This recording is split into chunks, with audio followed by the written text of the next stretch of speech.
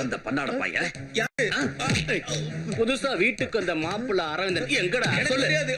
வாங்கய்யா விஸ்வநாதையா, என்ன லோக்கல் பாருக்கு வந்திருக்கீங்க நீங்களே? ஒரு கட்டிங் போட. என்ன நீ கோட்டை கொடுக்குறியா? எங்கடா அரவிந்த? அவன் யாருன்னு எனக்கு தெரியாது. அந்த புறம்போக்கு பயல எங்க ஒளிச்சு வச்சான்?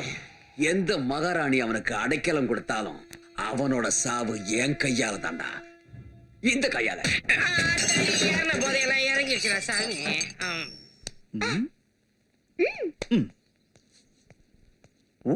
அரவிந்தா, என்ன நடக்குது இங்க? கொஞ்சம் மேஜிக் தெரியும். ஓஹோ, டிராபிக் அங்கிள் மேஜிக் அங்கிள் மாறிட்டியா? இதெல்லாம் எனக்கா? இந்த யூத்துக்கு இவ்வளவு வயசு ஆயிடுச்சு, இனிமே ஐஸ்கிரீமா உங்களை? உன்னோட குசும்பு தான் இவளுக்கு இருக்கு. என்னம்மா ஆச்சு? நீ ஏன் உம்முன்னு இருக்க? என்ன அரவிந்தா, எவ்வளவு நாளைக்கு தான் நீ மத்தவங்களுக்காக வாழ போற? உனக்குன்னு ஒரு வாழ்க்கை இல்லையா? கூட இல்லாத பறவைக்கு ஏது வாழ்க்கை? எவ்வளவுதான் வானமே சொந்தம்னு பறவை சுத்தி சுத்தி வந்தாலும் சோர்ந்து உட்காரத்துக்கு ஒரு சின்ன கிளை வேணும்ல. வாழறதுக்கு ஒரு அர்த்தம் வேணும்னா நான் சாயறதுக்கு ஒரு தோல் வேணும். அப்பதான் வாழ்க்கை பிடிக்கும். அது மட்டும் எனக்கு கொடுப்பனை இல்லை. கொடுத்து வைக்கலன்னு நீங்களே நினைச்சே.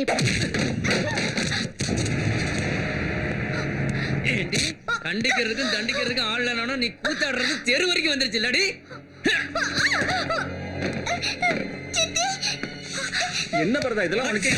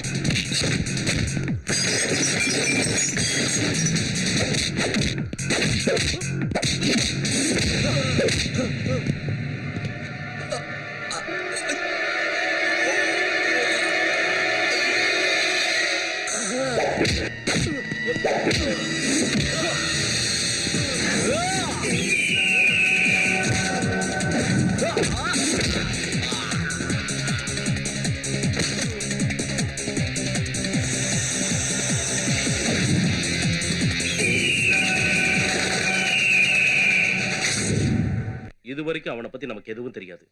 அதை விட இதுவரைக்கும் அவன் பேர்ல எந்த கேஸும் வந்ததில்ல. அப்ப நான் கம்ப்ளைண்ட் கொடுத்தாதான் ஆக்ஷன் எடுப்பேன்னு சொல்லு. அது இல்ல பாலு. போலீஸே, நீ உன் பொட்டி மூடி என்கிட்ட கட்டாத. இந்த மாதிரி பல கேசுகளை பார்த்தவன் இந்த பரதன். என்கிட்டே உன் போலீஸ் புத்தியை காட்டுறியா? செய்யினா செய்யறதுக்கும் போடுனா போடுறதுக்கும் தான் உன்னை அடிஷனல் சம்பளம் கொடுத்து நாங்க கூட வச்சிருக்கோம். கொசு அடிக்கிற நேரத்துல கொலை பண்றதுக்கு என்கிட்ட 1000 பேர் இருக்காண்டா, தெரியுமில உனக்கு? அட என் பொண்ணை கட்டிக்க போற பெரிய மருமகனே போலீஸ். பரதா, கொஞ்சம் பொறுமையாயிரு. எந்த லோகத்துல இருந்து யமனையே கூட்டி வந்தாலும் அவன் உயிர் எடுக்கிறதுக்கு ஆளே இல்லை. அட மாரியாத்தா, அவன் அடிச்ச ஒவ்வொரு அடியும் தீயா எரிஞ்சிச்சு. அவன் பாட்டுக்கு லபக்கு லபக்குன்னு பறந்து பறந்து வந்து அடிச்சான். கடைசியா கல்கோனாவையும் கழட்டிட்டான். நீ எனக்கு ஏதாவது உதவி செய்யணும்னு நினைச்சா கவர்மெண்ட் ஹாஸ்பிட்டல்ல இந்த கழும்பி வாங்கி கொடு. இங்க எங்கேயாவது வித்து பழச்சுக்கிறேன். ஏய், நாளை காலையில அவன் டிவி நியூஸ் பார்க்க இருக்க கூடாது. உங்க கோபம் எனக்கு புரியுது. நீங்க சொல்றத வச்சு பார்க்கும்போது அவன் சாதாரண ஆள் கிடையாது. எனக்கு கொஞ்சம் டைம் வேணும். சி, நம்மளோட மூவ்மெண்ட் கரெக்டா இருக்கணும். நாம விரிக்கிற வலையில தப்பிக்கவே கூடாது.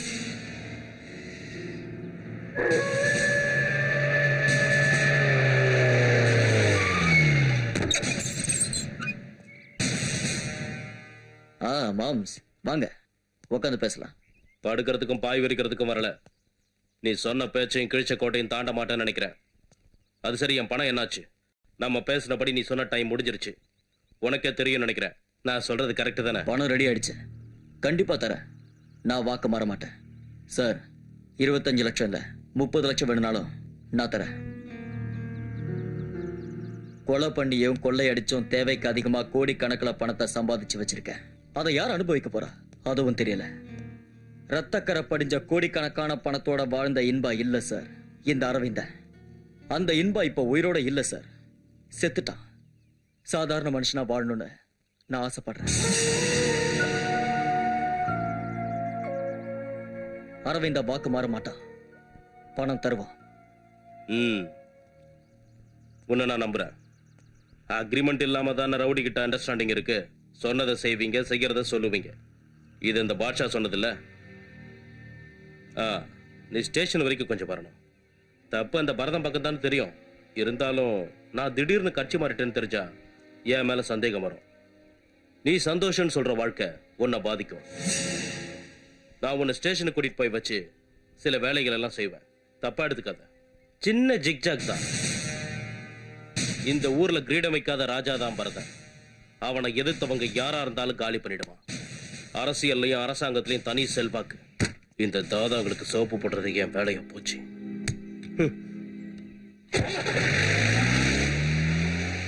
இன்பா